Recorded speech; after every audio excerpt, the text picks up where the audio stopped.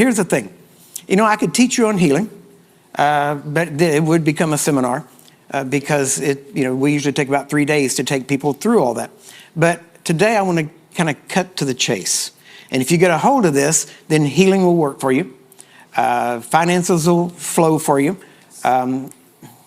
Everything that God has. Okay, God has at least 16 Jehovah names, which are 16 different ways that he wants to be known by his people. He wants to be known as Jehovah Jireh, the Lord who provides. He wants to be known as Jehovah Rapha, the Lord who heals. He wants to be known as Jehovah Shalom, the God who is our peace. All of these names, those are all characteristics of his nature. And he tells us that we become partakers of his divine nature as we take the promises of God and bring them to pass in our life. And so today I want to talk to you a little bit about that divine nature that you have in you, in the sense of who you are in Christ and what he is in you. Now, what I'm sharing with you is why. Now, I've been teaching healing a long time, and then one day I was driving from Texas through Idaho up to Oregon, and I asked the Lord, I said, why does the healing teaching work so well? I know it's a strange question, but I said, why does it work so well? It's so easy and for people to get a hold of it. I said, why does it work so well?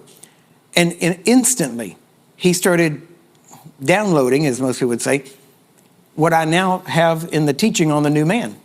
Why? Because this is what Smith Wigglesworth knew. This is what John Lake knew. Everybody that has walked in miracles consistently. Now, there's times when there's a gift.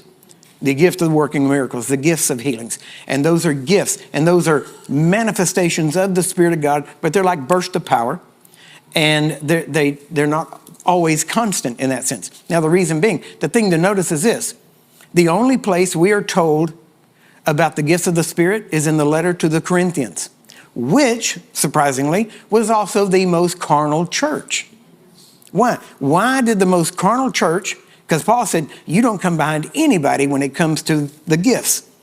Why was the most carnal church the most used in gifts? Why? They needed the help. There was things they didn't know what to do. And so the Spirit of God would manifest to cover that gap of what they didn't know. So gifts are primarily for areas that we don't know. Jesus didn't really walk in gifts. He walked in the fullness of the Spirit. Right. See, when you walk in the foot, okay, gifts, see, most people walk here. Let's say, most people walk here, okay? But most people don't walk in miracles. So that means miracles and walking where miracles are is kind of up here. But then you'll see every now and then somebody will have a burst, bam, a gift will operate, and then they'll go back to walking normal. That's not God's will. Jesus walked here.